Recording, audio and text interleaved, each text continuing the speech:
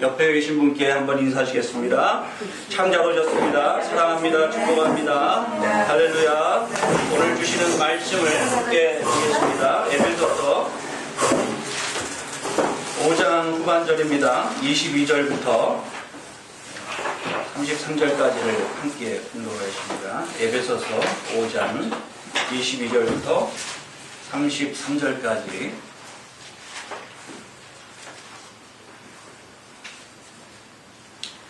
자, 찾으셨으면 한 목소리로 공독하겠습니다. 시작. 아내들이여 자기 남편에게 복종하기를 주께 하듯 하라. 이는 남편이 아내의 머리됨이 그리스도께서 교회의 머리됨과 같음이니 그가 바로 몸의 구주시니라.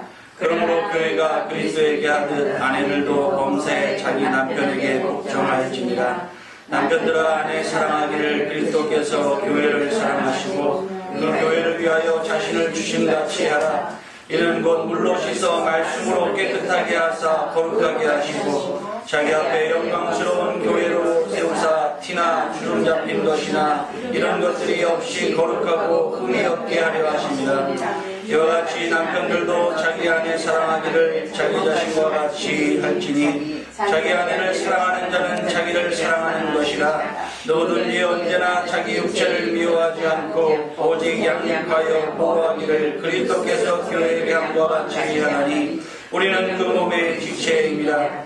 그러므로 사람이 부모를 떠나 그의 아내와 합하여 그 둘이 한 육체가 될지니 이 비밀이 그도다. 나는 그리스도와 교회에 대하여 말한다. 그러나 너희도 각각 자기 아내 사랑하기를 자신같이 하고 아내도 자기 남편을 존경하라. 아멘. 계시록 21장 2절에 보면 또 내가 보매 거룩한 성 새 예루살렘이 하나님께로부터 하늘에서 내려오니 그 예배한 것이 신부가 남편을 위하여 단장한 것 같더라. 말씀이 있습니다. 고린도후서 11장 2절에는 내가 하나님의 열심으로 너희를 위하여 열심내노니 내가 너희를 정결한 처녀로 한 남편인 그리스도께 드리려고 중매함이로라. 이렇게 말씀하셨습니다. 오늘 에베소서 말씀 가운데서 이 비밀이 그도다 32절에 나는 그리스도와 교회에 대하여 말하노라. 이 말씀은 가정에 대한 말씀과 더불어 중요한 것은 교회의 관계입니다. 교회와 그리스도의 관계의 말씀입니다. 우리는 그리스도의 신부입니다. 우리 모두가 그리스도의 신부라고 지금 성경은 강조하고 말씀하고 내가 그 여러분들을 주님 앞에 이제 신부로서 보여지며 드려지며 나타날 수 있도록 중매자가 되었다라는 것이죠. 이 말씀 안에서 저희들이 살펴볼 수 있는 그 중요한 원리가 있습니다. 그것은 교회 신부인 성도들과 그리스도의 관계에서 중요한 두 가지 키워드가 있습니다. 사랑, 순종이라는 것입니다. 사랑하셨습니다. 우리를 사랑하셨습니다. 아멘.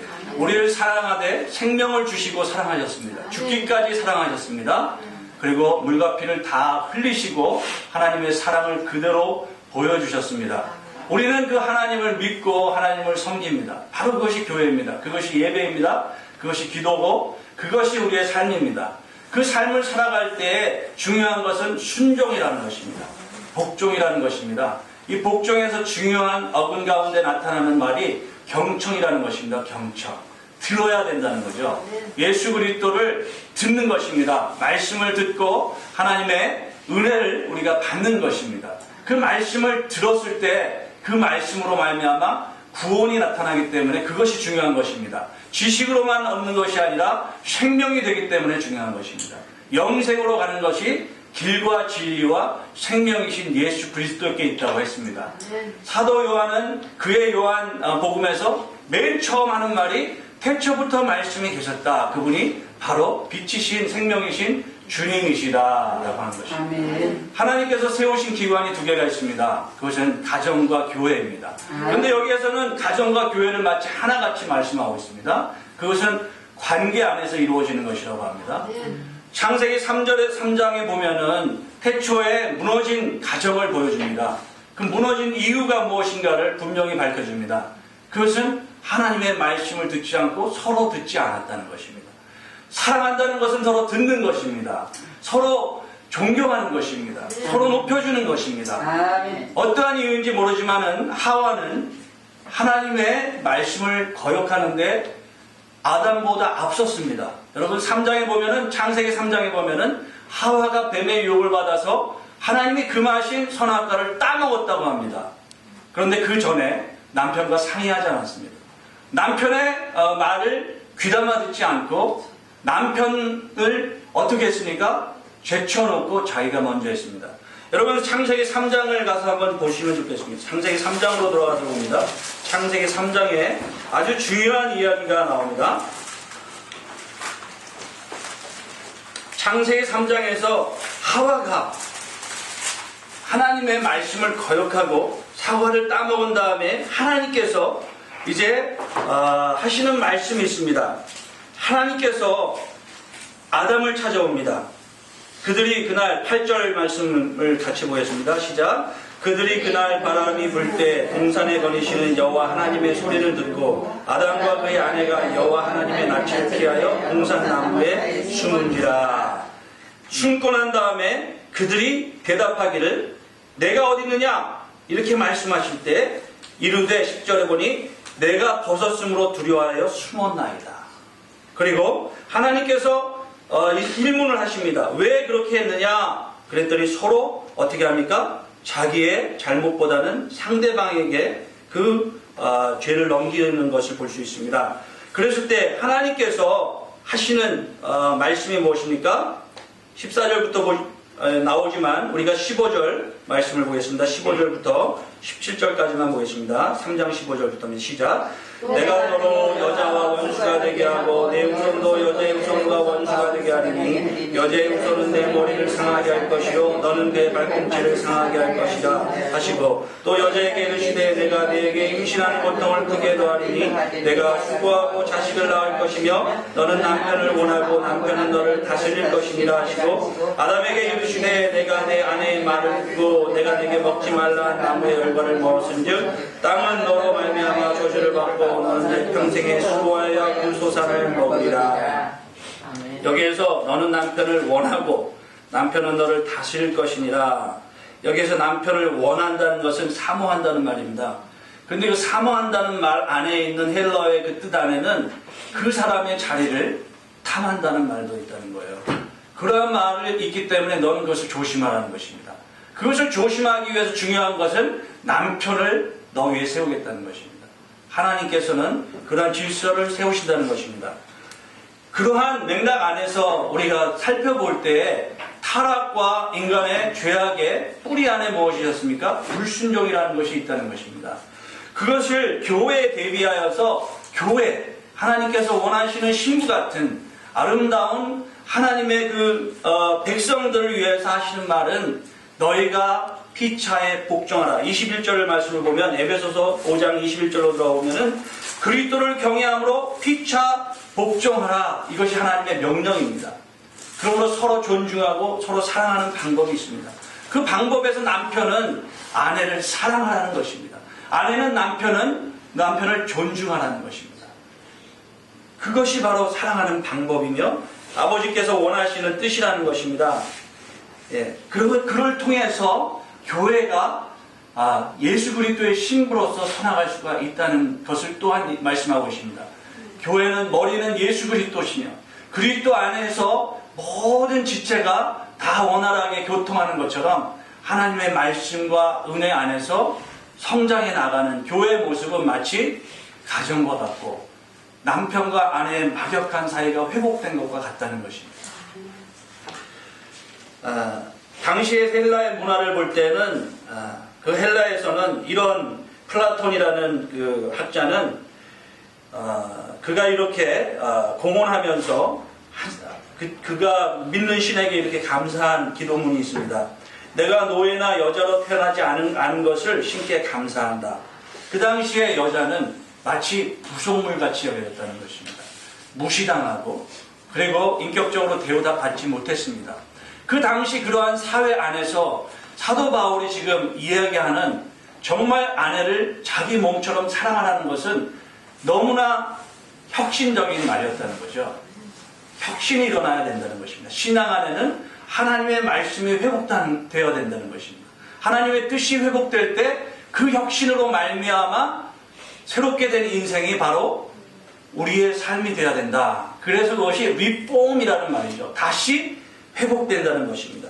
다시 하나님 앞에 나아갈 수 있도록 우리가 의롭게 된다는 것입니다. 그것은 하나님의 말씀으로 깨끗하게 되고 하나님의 그런 은혜로 깨끗하게 되고 티나 주름이 잡힌 것이 없도록 흠없게 하시려고 하신 하나님의 뜻 안에 이루어질 수 있다는 것입니다. 그것이 바로 예수님이 우리를 향한 사랑이었습니다. 예수님이 우리를 향한 뜻이었습니다. 어느 성도, 교회를 열심히 다니는 성도인데 가정에 문제가 있는 것 같습니다. 그분이 이제 책을 썼습니다. 그 책의 제목이 우리들의 거듭난 결혼 이야기라는 책입니다. 어떠한 평범한 부부에게 일어난 일상의 기적이라는 부제목이 달려있습니다. 이분이 진솔하게 하는 얘기는 아픈 얘기를 하고 있는 것입니다. 한번 여러분 들어보세요. 나는 공부를 하면서 집안 살림과 육아를 전담하였고 그는 직장 일에만 매달려야 했습니다. 그는 대부분 11시가 넘어서 집에 들어왔습니다. 술에 취해 들어오는 날도 적지 않았습니다. 남편을 직장에 완전히 빼앗긴 느낌이었습니다. 늘 힘들어하던 그는 휴일에는 쉬어야 한다는 생각이 몹시 강했던 것 같습니다. 집안일을 도와주거나 잠시라도 아이들을 돌봐서 아내에게 쉴 수 있는 시간을 줘야겠다는 생각은 꿈에도 못하는 눈치였습니다.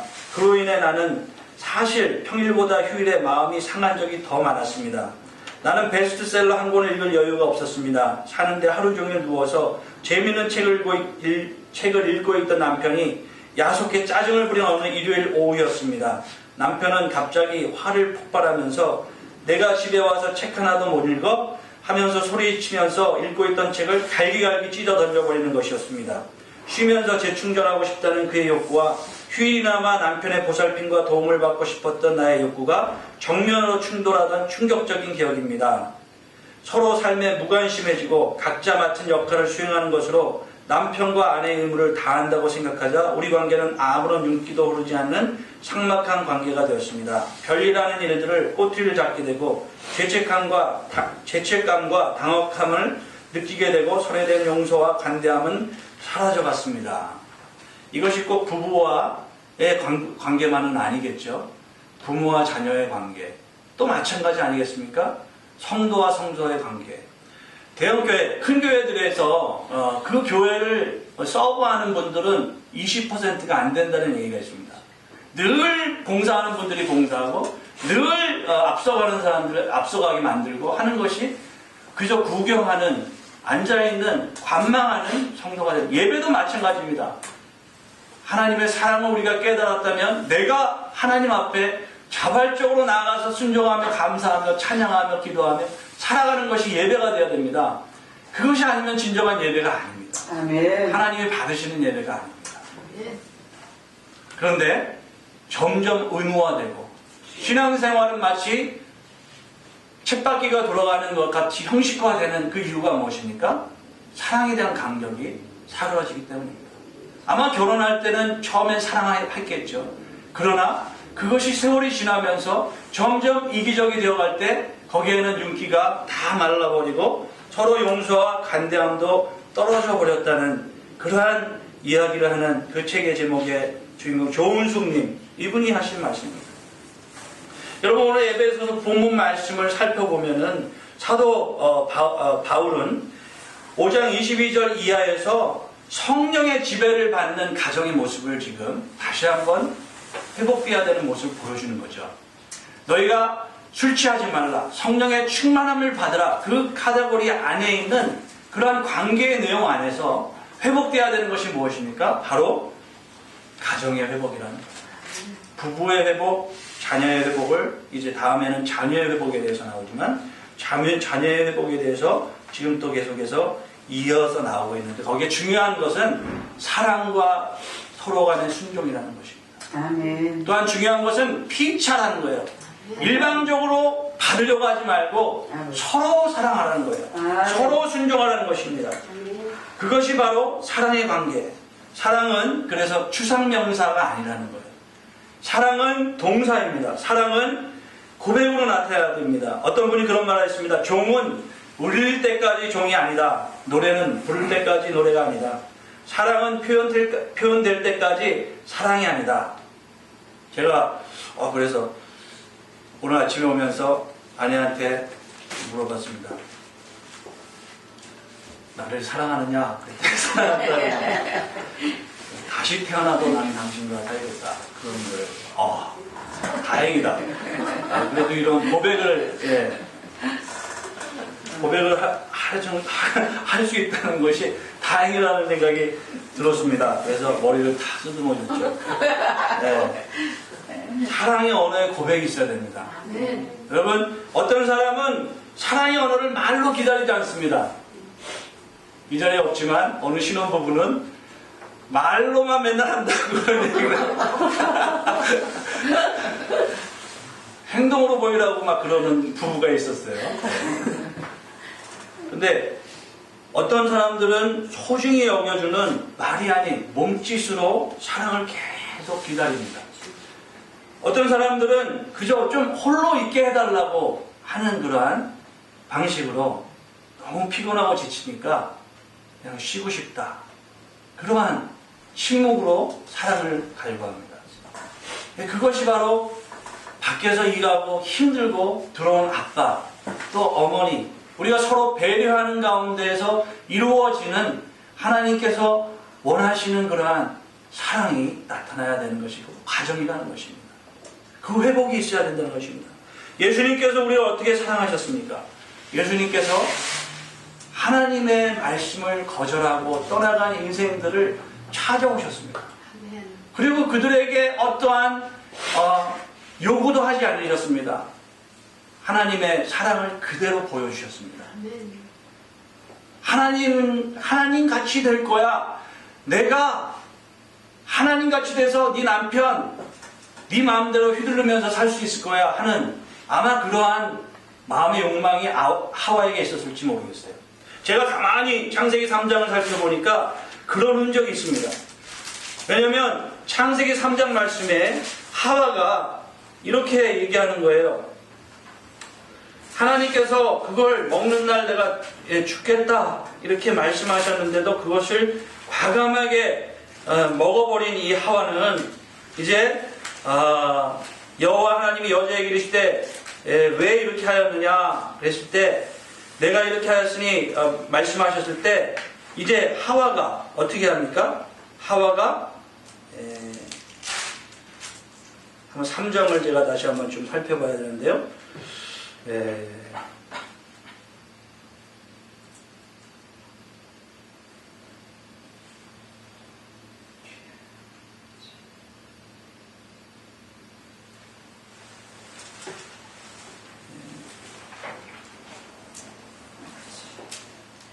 하와가 이제 말하는 가운데서 제가 지금 잘 안 보이는데요.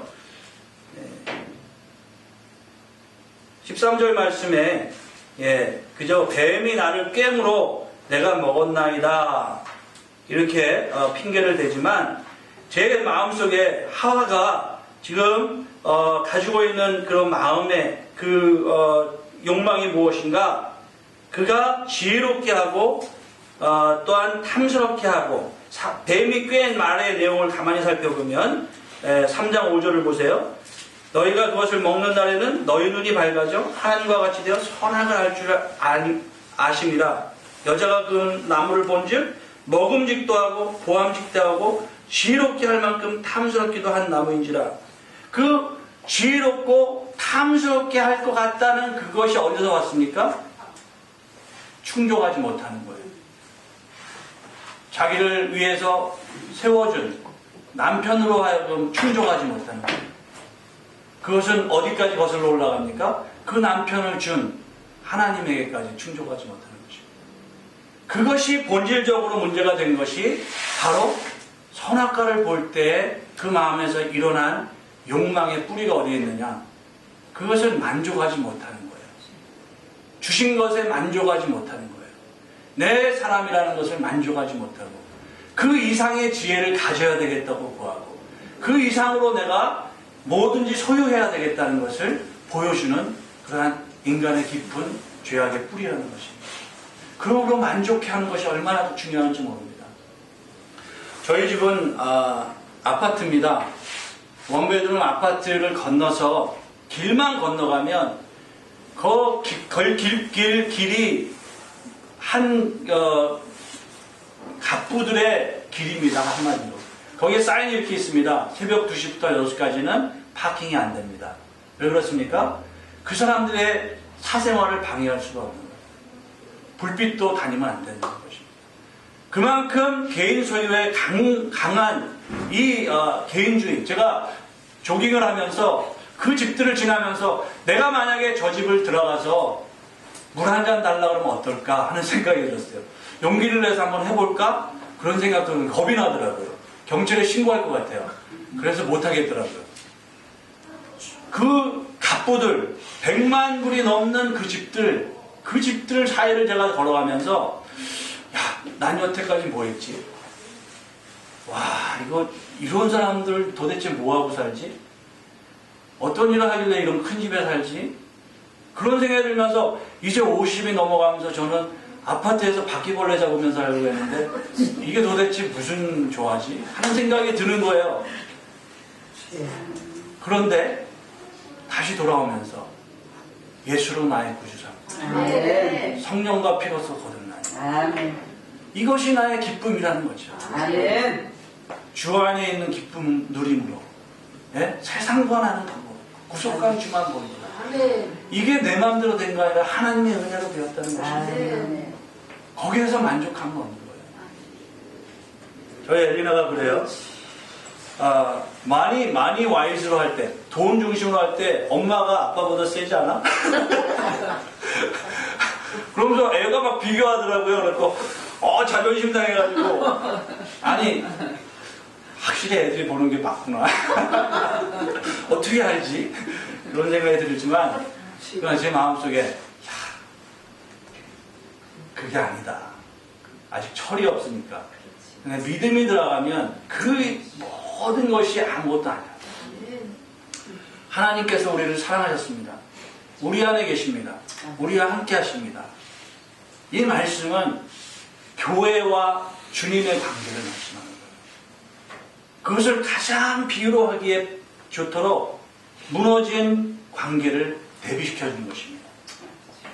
거기에는 무엇이 있었습니까? 만족함이 없는, 불평과 원망이 있는, 그래서 거역하는 죄악이 있었던 것을 꼬집어 주는 거예요. 그것을 우리가 할 수 없기 때문에 하나님이 아들 예수 그리스도를 주셨다는 것입니다. 주님이 오셨다는 거예요. 주님이 나의 만족이 된다는 것입니다. 주님이 우리 가정의 주인이 되게 될 때 그곳에 완벽한 하나님의 나라가 임하게 된다는 것입니다. 창조의 질서가 회복되게 된다는 것입니다. 자녀와도 마찬가지고 부모와도 마찬가지입니다. 그러면 우리가 바라볼 때 무엇을 바라봅니까? 주님 안에서 주님이 누가복음 말씀에서 말씀하신 것처럼 누가복음에 뭐라고 하셨습니까? 누가복음 말씀에 보면은 주님께서 말씀하시기를 첫째는 너희가 하나님 앞에 그런 순종해야 되는 것들에 대해서 이것이니 예수께서 가라사대 내 마음을 다하고 목숨을 다하고 뜻을 다하여 주 너의 하나님을 사랑하라 하셨으니 이것이 크고 첫째 되는 계명이요 둘째는 그와 같으니 내 이웃을 내 몸과 같이 사랑을 하셨으니 이 두 계명이 온 율법과 선지자의 강령이니라. 마태복음입니다. 22장 37절에서 이것이 전체를 다 담고 있는 말씀이라는 거죠. 그러므로 이웃 사랑하는 것을 보면 하나님 사랑하는 것을 볼 수 있다는 거예요. 하나님 사랑하는 것은 이웃 사랑하는 것에 나타난다는 거예요. 누가 이웃입니까? 모두가 이웃이죠. 우리가 하나님 나라 가면은 하나님과 우리와 관계 안에서는 하나님을 영원토록 사랑하고 우리가 또한 사랑하는 신부로 우리를 부르셨다는 거예요. 그곳에서는 장가하는 것도 없고 시집가는 것도 없다고 하셨습니다. 영원토록 하나님 우리에게 주신 예수 그리스도 그 앞에 흠도 없고 티도 없고 거룩해 하신 하나님의 백성들이 모여서 살아가는 것이 하나님. 그것을 훈련하는 것 그리고 이 땅에서 살아가는 것이 우리의 삶이 되는 줄 믿습니다. 그러한 삶을 살아가게 될 때 하나님께서 또한 우리 안에 아름다운 그 은혜와 사랑이 계속 넘쳐가게 되는 줄 믿습니다. 윌리엄 바클레이라는 신학자는 이렇게 말했습니다. 여기에 시대를 초월하는 위대한 진리가 있다. 우리가 좋아하든 싫어하든 간에 모든 그리스도인은 그리스도의 광고다. 즉 생활에 의해서 그는 그리스도를 다른 사람들에게 추천하거나 혹은 하찮게 생각하게 하거나 둘 중에 하나다. 그러니까 그리스도를 하찮게 생각하게 할 수 있는 가능성을 가지고 있는 사람들이 누구라는 거예요? 그리스도인들이라는 거예요. 그리스도를 어떻게 해요? 추천하고 그리스도를 너무나 좋은 분으로 소개할 수 있는 사람들이 누구라는 거예요? 바로 그러한 사람들이라는 거예요. 그 생활로 인해서. 그래서 세상에서 가장 강력한 선교력은 그리스도인들의 생활이다. 아멘이십니까? 아멘. 우리의 생활이 선교라는 거예요. 아멘. 따로 선교회에서 열심히 하기 전에, 나가기 전에 있는 곳에서, 그곳이 어디든 그곳이 선교지가 될 수 있다는 거예요. 내가 선교사가 될 수 있다는 것입니다. 아멘. 아멘. 아멘. 휴머니즘이 판을 치던 헬라 사상에 사도 바울은 계속 외친 것이 무엇입니까? Godism이라는 거예요. Yes. 하나님의 사상, 하나님의 말씀. 그것은 무엇입니까? In Christ라는 거예요. 오직 예수 안에 그 하나님의 뜻이 발현되고 역사되고 그리고 나타나고 열매 맺을 수 있다는 것입니다. 주 안에 오직 주님만이 여러분들의 삶의 소망이 되는 줄 믿습니다. 또한 우리의 삶의 소망이 되는 줄 믿습니다. 그래서 우리에게 말씀하신 이 사랑과 순종이 서로의 관계 안에 나타나서 하나님께 영광 돌리는 귀한 교회가 되기를 주님으로 축복합니다. 아멘. 우리 다 함께 일어나셔서 찬송, 아까 드렸던 찬송이죠. 찬송 한 번 더 찬송드리고 기도하고 기도하겠습니다. 나 약해질 때에도 주님이 함께 계시고, 사실이죠. 우리가 약하죠. 우리가 때로는 실망하죠. 때로 시험당하죠. 그러나 주님이 함께 계십니다. 주님이 오십니다. 또한 주님이 지켜주십니다. 주님이 위로하십니다. 주님만이 나의 힘입니다. 주님만이 도우십니다. 네, 주님 앞에 고백하며 찬양합니다.